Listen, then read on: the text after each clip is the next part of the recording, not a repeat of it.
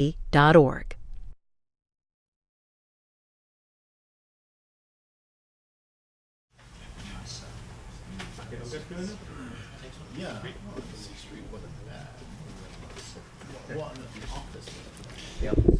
Hi, good evening, everybody. Welcome to Pegasus Books. Thank you so much for coming out tonight. My name is Marlon. I coordinate events here. Is any of yours first time here at Pegasus Books? Not one, two? Okay, great. We always love having new faces here. If you're not familiar, we're an independent bookstore. We've been in the Bay Area for 49 years. Celebrating 50 next year in Berkeley, Oakland, various locations. Pellucidor, Pendragon, Pegasus is the name we settled on now, all the mythical P's. We schedule a range of events every month. You can see them all at pegasusbookstore.com, or you can pick up one of our luminescent flyers, and also sign up for our newsletter on the table there. We're going to have a visual presentation tonight, and then it'll be talk about the book and a chance to ask your questions afterwards as well. We have books for sale on the round table. You can purchase them downstairs at the register before having them signed. Now, our guest tonight is Anil Anantharaswamy, who I've actually met a few months ago at another event we were having with Adam Becker here in the audience, and he was a wonderful interviewer. So yeah, we're delighted to welcome him back tonight for his newest books. He's an award-winning journalist and former staff writer and deputy news editor for the London-based New Scientist magazine. He's been a guest editor for the science writing program at the University of California, Santa Cruz, and organizes and teaches an annual science journalism workshop at the National Center for Biological Sciences in Bengaluru, India. He's a freelance feature editor for the Proceedings of the National Academy of Sciences Fronts Matter, and contributes regularly to the New Scientist and many other publications you'll be very familiar with. His first book, The Edge of Physics, was voted Book of the Year in 2010 by Physics World, and his second book, The Man Who Wasn't There, won a Nautilus Book Award in 2015 and was longlisted for the 2016 Penn E.O. Wilson Literary Science Writing Award. His new book, published this month by Dutton, is Through Two Doors at Once, the elegant experiment that captures the enigma of our quantum reality. It's a remarkable intellectual adventure story of the double slit experiment, showing how sunbeams split into two paths, first challenge our understanding of light, and then the nature of reality itself, and continues to almost 200 years later. Please give a warm Berkeley welcome for Anil Anantharaswamy.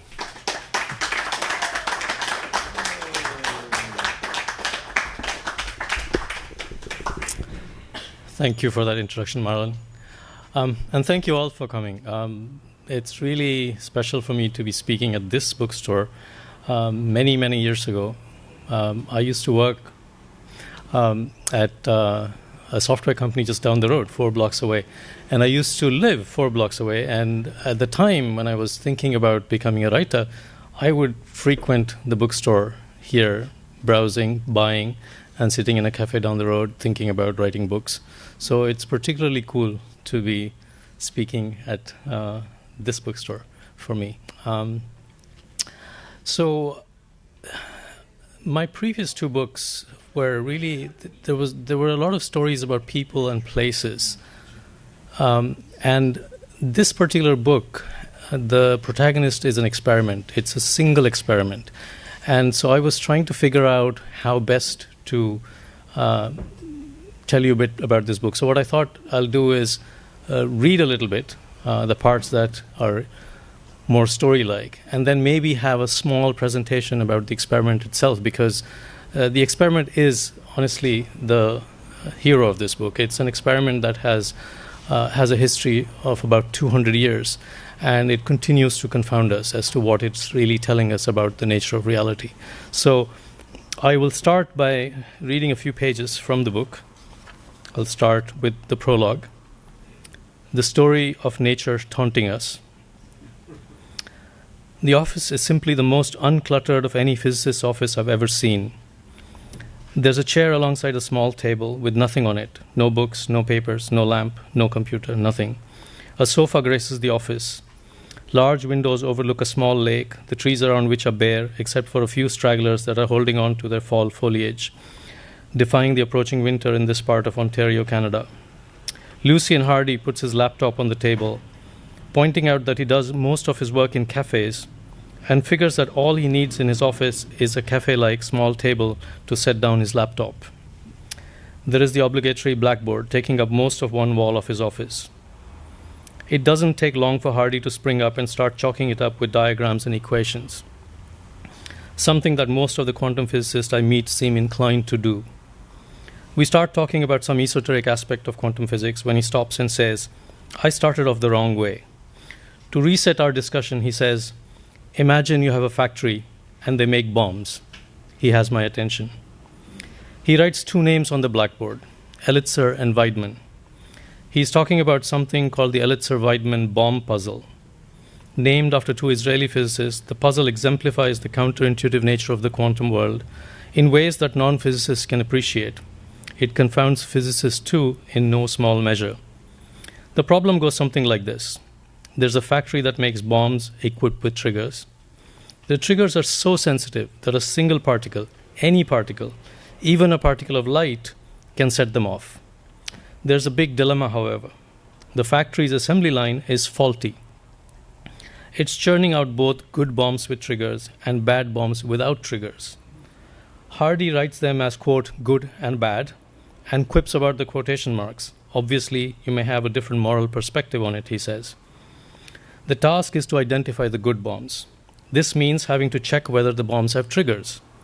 But examining each bomb isn't the correct strategy, because in order to do so, you would need to shine light on it, and that would cause a good bomb to explode. The only ones left unexploded would be the duds without triggers.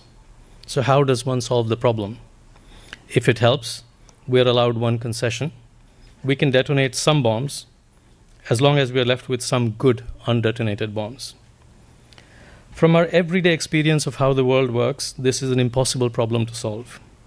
But the quantum world, the world of very small things like molecules and atoms and electrons and protons and photons, behaves in bizarre ways. The physics that governs the behavior of this microscopic world is called quantum physics or quantum mechanics. And we can use quantum physics to find good bombs without setting them off. Even with a simple setup, it's possible to salvage about half the good bombs. It involves using a modern variation of a 200-year-old experiment. Called the double-slit experiment, it was first done in the early 1800s to challenge Isaac Newton's ideas about the nature of light.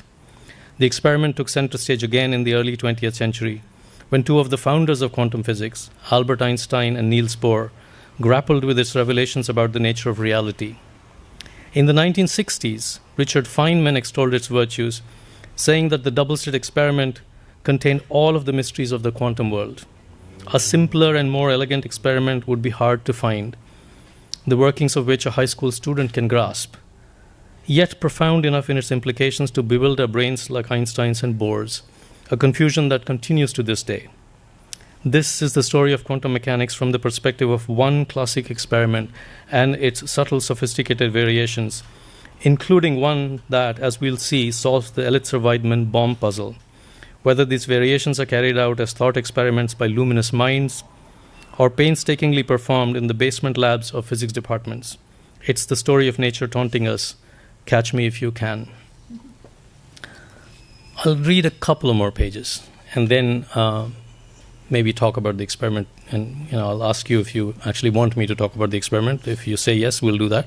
But let me read a few more pages. And but first,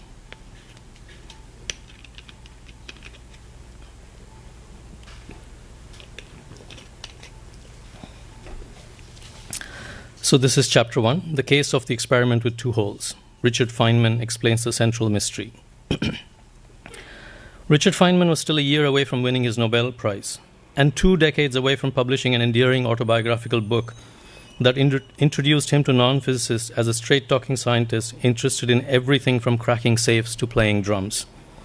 But in November 1964, to students at Cornell University in Ithaca, New York, he was already a star, and they received him as such. Feynman came to deliver a series of lectures. Strains of Far Above Cayuga's Waters rang out from the Cornell chimes. The provost introduced Feynman as an instructor and physicist par excellence, but also, of course, as an accomplished bongo drummer. Feynman strode onto the stage to the kind of applause reserved for performing artists and opened his lecture with this observation. It's odd, but in the infrequent occasions when I have been called upon in a formal place to play the bongo drums, the introducer never seems to find it necessary to mention that I also do theoretical physics. By his sixth lecture, Feynman dispensed with any preamble, even a token hello to the clapping students, and jumped straight into how our intuition, which is suited to dealing with everyday things that we can see and hear and touch, fails when it comes to understanding nature at very small scales. And often, he said, it's experiments that challenge our intuitive view of the world. Then we see unexpected things, said Feynman. We see things that are very far from what we could have imagined. And so our imagination is stretched to the utmost, not as in fiction, to imagine things which aren't really there, but our imagination is stretched to the utmost just to comprehend those things which are there. And it's this kind of a situation that I want to talk about, he said. The lecture was about quantum mechanics, the physics of very small things. In particular, it was about the nature of light and subatomic bits of matter such as electrons. In other words, it was about the nature of reality. Do light and electrons show wave-like behavior like water does? Or do they act like particles, like grains of sand do? Turns out that saying yes or no would be both correct and incorrect. Any attempt to visualize the behavior of the microscopic subatomic entities makes a mockery of our intuition. They behave in their own inimitable way, said Feynman, which technically could be called the quantum mechanical way. They behave in a way that is nothing that you have ever seen before. He said, your experience with things that you have seen before is inadequate, is incomplete. The behavior of things on a very tiny scale is simply different, said Feynman. They do not behave just like particles. They do not behave just like waves. But at least light and electrons behave in exactly the same way, said Feynman. That is, they're both screwy. Feynman cautioned the audience that the lecture was going to be difficult because it would challenge their widely held views about how nature works.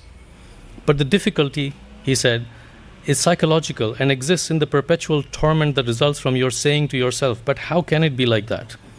Which really is a reflection of an uncontrolled, but I say utterly vain desire to see it in terms of some analogy with something familiar, he said. I will not describe it in terms of an analogy with something familiar. I will simply describe it, said Feynman.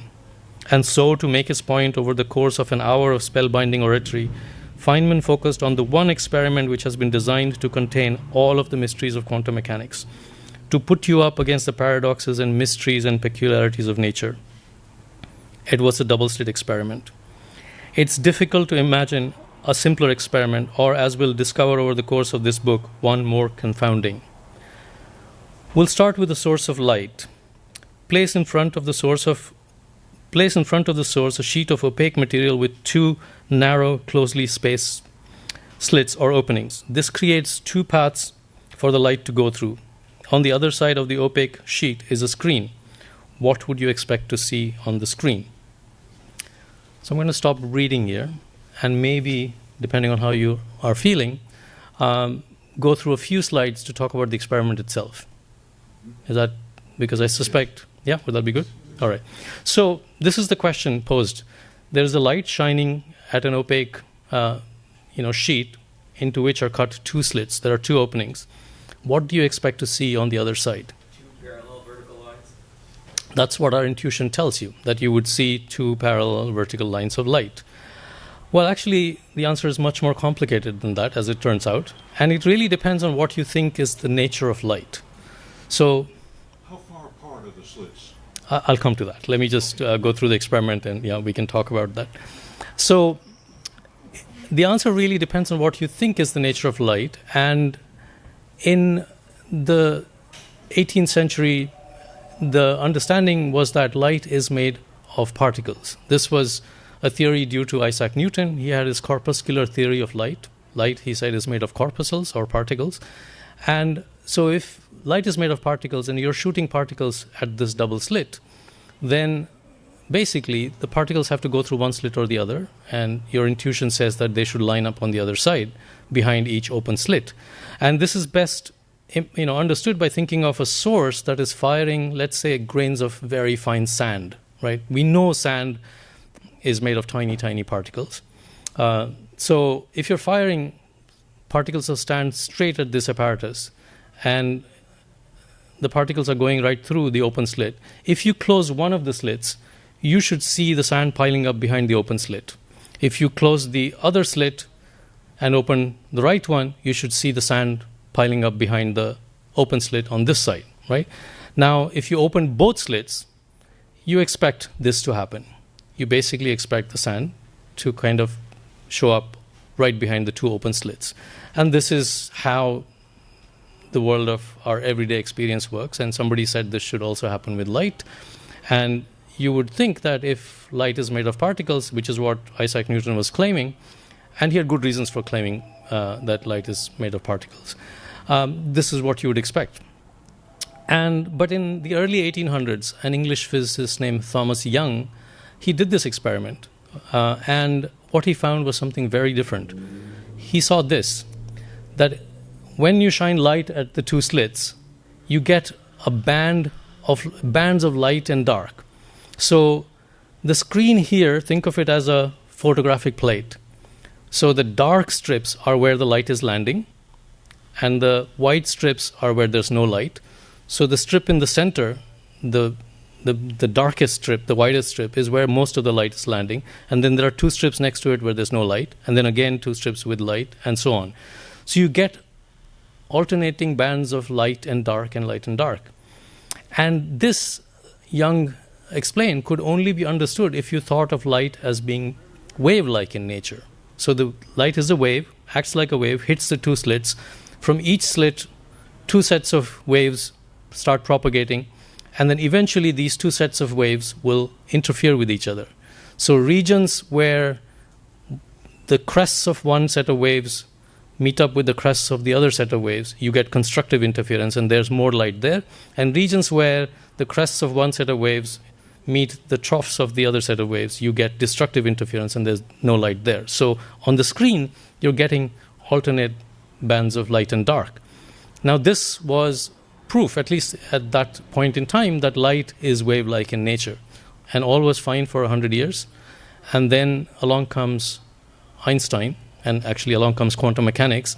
And I'll just talk about Einstein's contribution to that because as it pertains to this experiment, Einstein was the first to argue that light, there are certain phenomena in nature that can only be explained if you think of light as being made of particles or quanta, and hence the word quantum. So if you take, say, red light, then the red light comes in individual quanta. So, and these individual quanta are called photons. Photons of red light can be photons of any kind of light. But basically now, when you start thinking about doing this experiment with individual particles of light. So imagine this laser pointer, which is at this point shooting just a beam of red light. You're turning down the intensity of this laser pointer to the point that it is sending out individual photons of light, one at a time, maybe one every second, maybe one every 10 seconds, doesn't matter, but one at a time. You're guaranteed that only one particle of light is hitting the double slit, and at any moment in time, there's only one photon in the apparatus, right? Now, what do you expect? You know that you're generating single particles of light. On the other side, on the photographic plate, you know you're recording single particles of light. What do you expect? Now your thinking goes back to saying, oh, this must be like the sand particles. So we should be basically seeing this, right? And by now, you must have figured out that this is quantum mechanics, so this is not what happens. And this is what happens. Even if you're sending individual particles of light, one at a time, right? And you're capturing the particles on the other side, one at a time, on the photographic plate as individual units of energy, you still get, over time, an interference pattern that develops on the photographic plate. The photons will only go to certain locations on the photographic plate. They will avoid other locations on the same photographic plate. So this is very clearly suggesting that there is some interference happening. But what is interfering? You're generating one photon at a time. You're sending that through the double slit. Your intuition is telling you that it has to be going through one slit or the other slit. And one photon is not interfering with the next or the 10th or the 100th. They're all going by themselves. So what's interfering? And this, in a sense, is the beginning of the mystery of quantum mechanics. And this experiment, when it was done, in the 1800s showed that light is like a wave, but quantum mechanics comes along and says, no, you have to treat light as also being made of individual particles. This experiment starts getting very mysterious, right? How do you explain what is going through the two slits? And essentially, this entire book is an exploration of this question about what is this experiment in particular and quantum mechanics in general telling us about the nature of reality. Right? What is nature about? Right? So I will stop here. And so this is another slide which just shows that if you're developing the photographic plate over time, in the beginning, the particles seem to land at seemingly random positions. And as you keep collecting more and more photons on the photographic plate, over time you see that interference pattern developing, right? And there are many, many deep questions that can be asked by just pondering this particular experiment and trying to understand, is nature inherently deterministic or non-deterministic? Do we create reality with the act of observation, or does reality exist independent of observation? Is there, as Einstein used to call it, spooky action at a distance, which means that when two things are very far apart, say two particles, and these two particles are said to be entangled, then what you do to one particle seems to have an instantaneous effect on the other, no matter how far apart they are, and that effect seems to be traveling at faster than the speed of light, which goes counter to Einstein's own theories, hence his view that this was spooky action at a distance. All of these questions and many more can be addressed, and the questions can be understood in the context of this one single experiment. And over the last 100 years, physicists have done this experiment over and over again in different ways, making it much more sophisticated than what Young had done in the early 1800s. And we are still really, really far away from understanding exactly what's happening with this double slit experiment. And basically, trying to understand what's happening is the story of quantum mechanics. And that's the story that's told in this book. Thank you.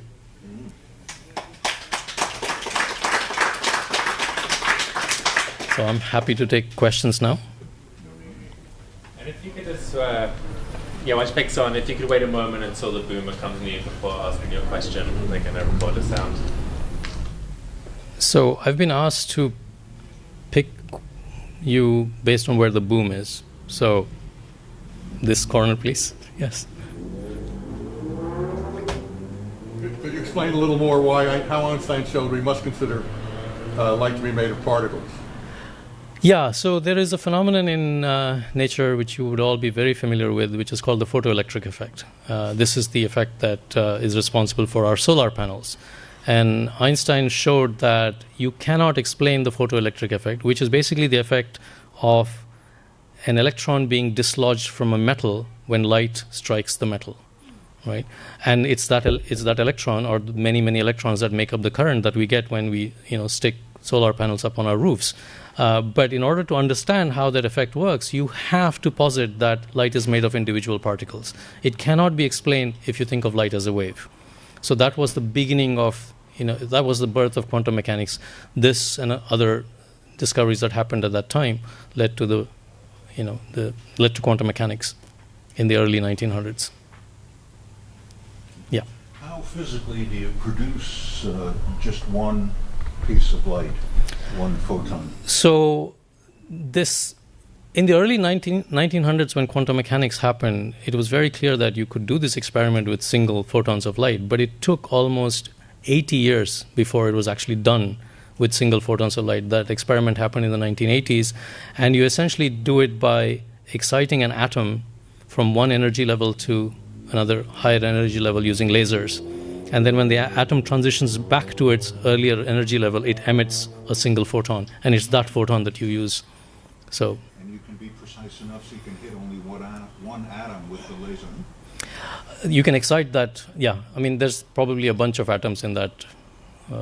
It's the group of atoms that you're hitting, but when the emission happens, it's very clear. It's actually, there are two atoms that come out of slightly different colors, or rather two photons that come out of slightly different colors, and the first photon is heralding the arrival of the next one. So you basically set up your equipment to be ready for the second one, and that's how you know that when the second photon comes, there's only one photon in your system.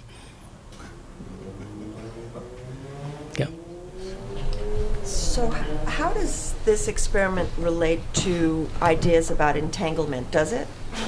So this particular experiment directly is not related to entanglement, but if you try to analyze what's happening in this experiment, for instance, there is something going through both the slits, and that something is in quantum mechanics mathematically represented as something that behaves like a wave. It's a mathematical abstraction, and when you're just talking of a single particle, then there's no entanglement. But when you have multiple particles that have interacted with each other, they are still represented by the same mathematical abstraction, the wave-like abstraction, which is called the wave function. Then you can start sort of doing this experiment with particles that are entangled, where one particle is going through the double slit and its entangled partner is going in a separate direction. And you can use the entangled partner to figure out which slit the photon is going through in the first place. And if that information is there for you to extract, then the photon will act like a particle. It will go through one or the other slit. But in the entangled particle, you have information about the one that is going through the double slit. And you can set up your apparatus so that by just looking at the entangled partner, you can tell which slit the photon went through. And as long as that information is there, you don't even have to look at that information. As long as the information is there for you to look at in principle, the photon that is going through the double slit will act like a particle. If you erase that information somehow, then the photon will act like a wave. Yes. So what does that suggest about, potentially, about the impact of observation and perhaps even consciousness on the behavior of the particles? It really depends on which interpretation of quantum mechanics you lean towards. And I don't think at this point anyone is really seriously considering the role of consciousness. There was talk about it during the course of the development of quantum mechanics, about consciousness playing a role.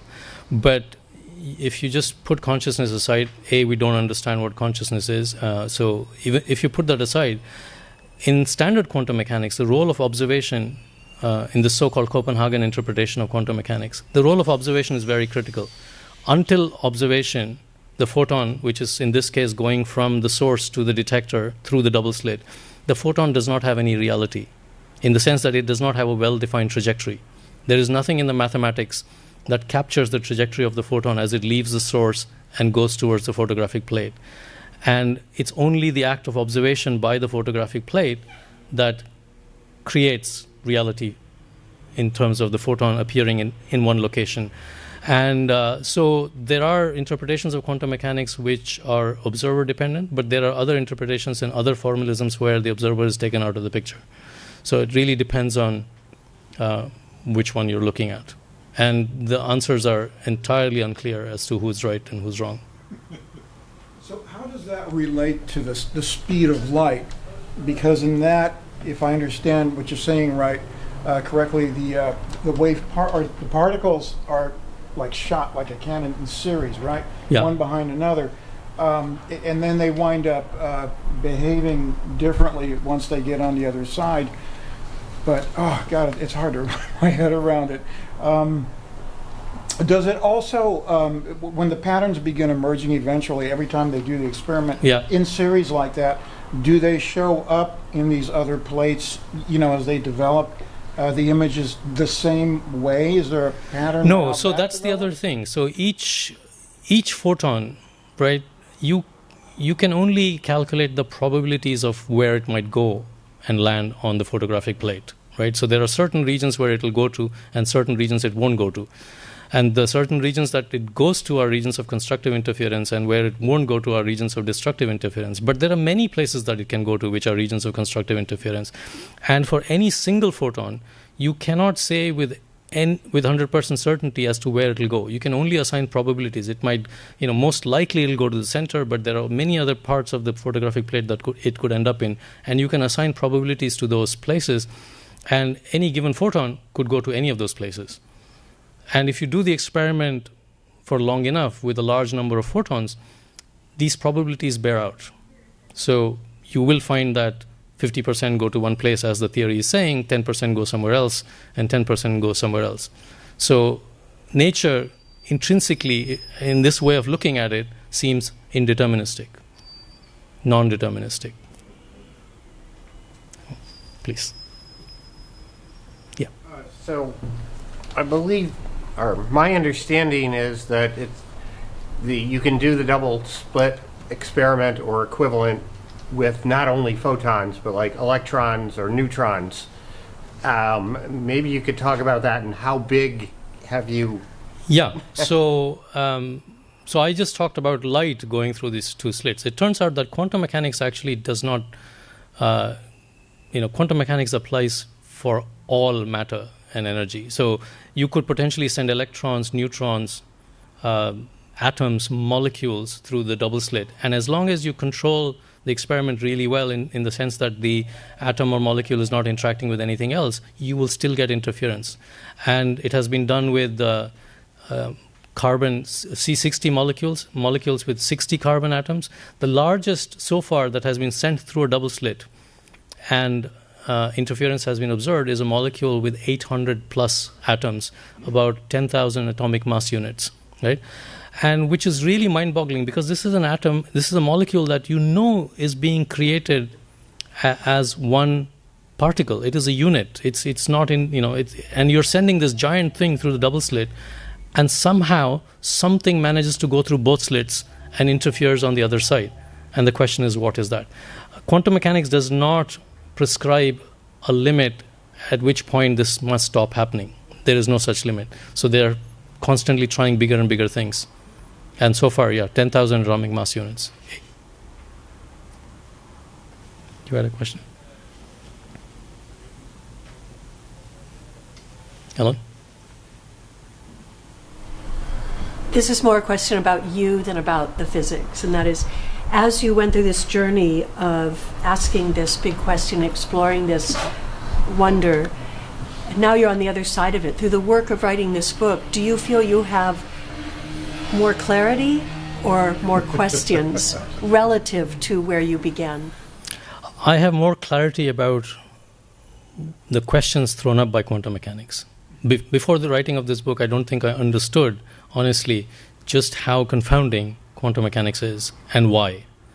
And I can say for sure now that I understand that, the set of questions, the confounding set of questions, much better than I did before.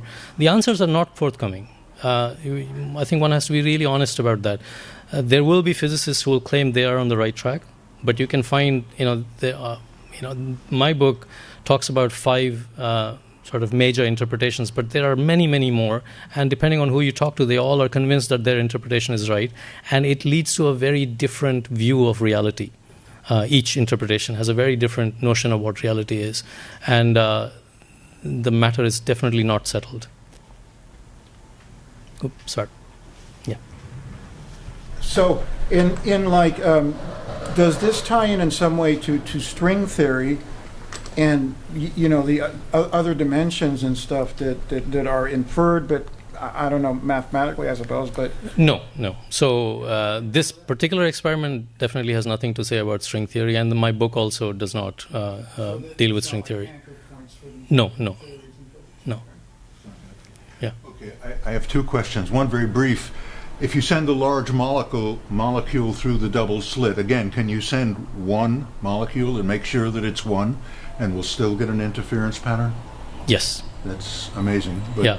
Okay. The second thing is, and that's the key about these experiments. They are single particle experiments. So you know for sure that you've created a single particle. You know for sure you're detecting a single particle, and yet it's behaving as if it's going through both slits at once. And I use the phrase as if because that's how it that's how you have to think about it, but that's not what is actually happening. Something weird is happening, and we really don't. So the mathematics tells you how to calculate all the probabilities and figure out where the particles will land, but the mathematics doesn't really tell you what's going through both slits. And technically, you can be sure that you're only sending through one particle, one molecule, for example. Yes. Okay. My other question is much larger. I have been confounded by quantum entanglement for decades. It really bothers me. Well, you're not the only one. Okay. And I'm mostly, I guess you could call me an agnostic, only because the people who talk about it are very, very smart, and so I have to give them some credit. But it seems to me, the way I think about it, it's kind of like a mythology, because if you take two particles that are entangled, let's say two electrons, and then you measure that one of them has a clockwise spin, and you therefore say that, wow, we determined that this one has a clockwise spin, and the other one must be a counterclockwise spin.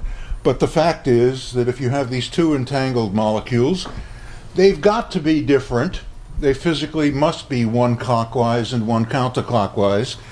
And so they're saying that, well, we've determined that this one is clockwise, and therefore it's creating the other one to be counterclockwise when it couldn't be anything else. To me, it seems like a 5-year-old putting their hand in front of their eyes and saying, you can't see me. And your intuition is correct in terms of why it should be bothering you. This is exactly what was bothering people like Einstein. But it's not as simple as that. It really depends on what kinds of measurements you do on the spins of the electrons that are going in opposite directions. And there's a very, very famous theorem by John Bell, which pretty much, so what you are suggesting, and which is also what Einstein was after, is some kind of theory that says that, look, there must be a way of representing the spins of these things using variables that are not present in the quantum mechanics, the mathematics of quantum mechanics, these so-called hidden variables that could tell you exactly what would happen if you did this measurement and what you would find on the other side. But John Bell proved a theorem, and it has been tested over and over again, where the kind of correlations that you see by, when you make measurements on the two particles cannot be explained by these, I'll use a technical phrase here, but local hidden variable theories. And entanglement, or this non-locality, is very real, at least in a certain way of thinking in certain interpretations. There are interpretations which will dismiss it. But it's a much more complex question, and when you look at Bell's theorem, it kind of lays it out really beautifully as to why you cannot dismiss entanglement and non-locality. And you believe it? It's not a question of belief. It has nothing to do with belief. It's basically, I'm very empirically minded about these things, and there are experiments that are telling us a lot about what's happening, and we have to, explain the results of these experiments.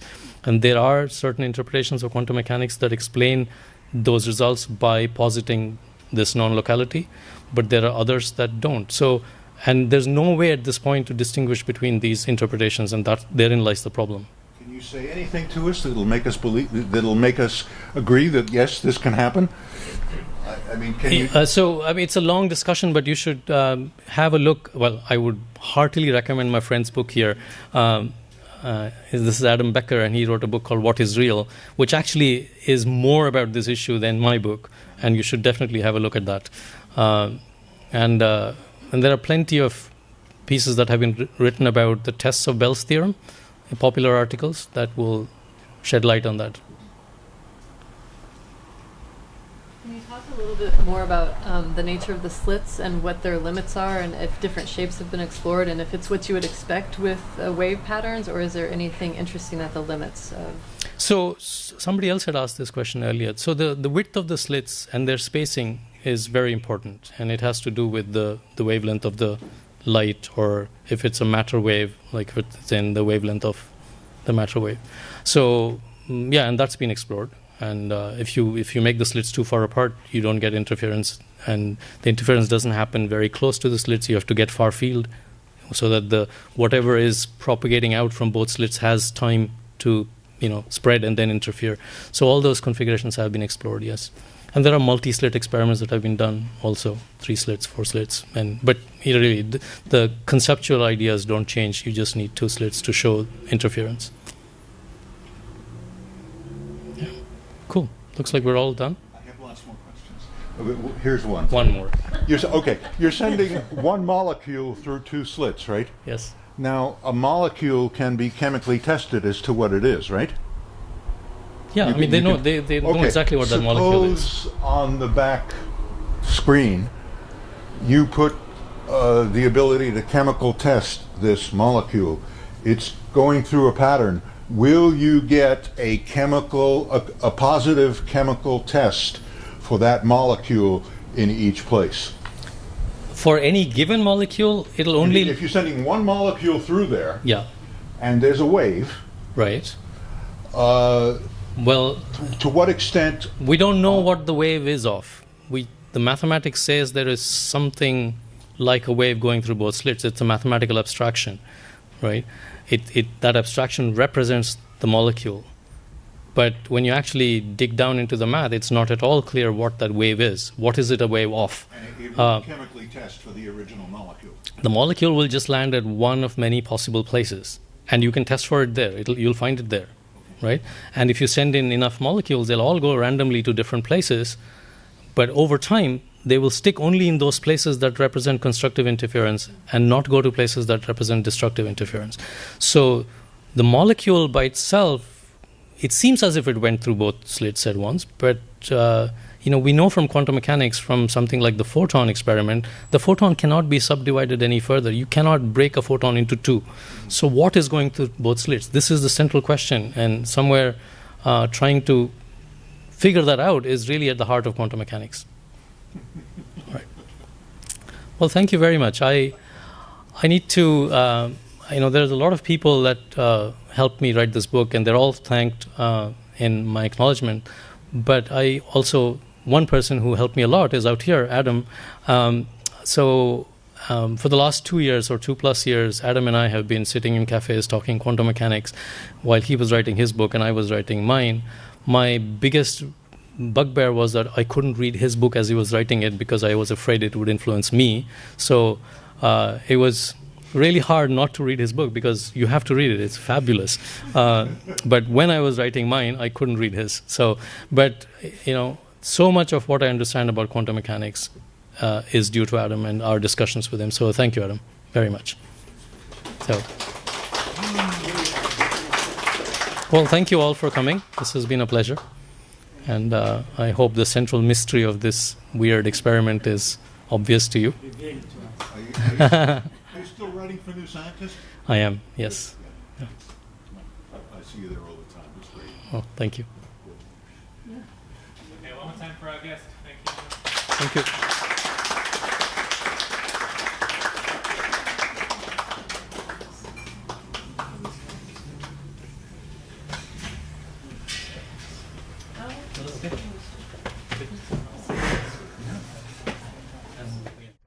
BookTV is on Twitter and Facebook, and we want to hear from you.